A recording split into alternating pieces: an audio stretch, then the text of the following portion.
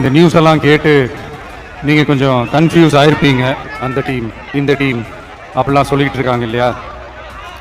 ஆனால் இவர் எந்த டீமும் கிடையாது, மக்களுடைய டீம்,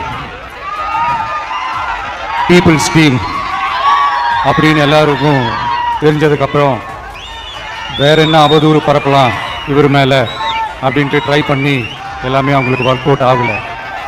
ஸோ கடைசியில் என்ன தான் இந்த விஜயை பண்ணலாம் அப்படின்னு நினைக்கும் போது தான் இந்த கூட்டணி அந்த கூட்டணிலாம் சேர போகிறாரு அப்படின்ட்டு ஒரு பொய்யான ஒரு பிரச்சாரத்தை ஸ்டார்ட் பண்ணிக்கிட்டு இருந்தாங்க. அதனால் இங்கே மறுபடியும் ஓப்பனாக தெளிவாக ஒரு விஷயத்தை நான் சொல்கிறேன். நாங்கள் எப்பவுமே மதச்சார்பற்ற கொள்கைன்றதில் அந்த ஸ்டாண்ட்லேயோ மதச்சார்பற்ற சமூக நீதி என்ற அந்த நிலைப்பாட்டிலேயோ எப்பவுமே சமரசம் வச்சுக்கவே மாட்டோம். தயவு செஞ்சு அதை நம்பாதீங்க. எல்லாம் வல்ல இறைவனின் அருளால் நாம் நினைச்ச டார்கெட்டை நம்மளால நிச்சயமாக அடைய முடியும்.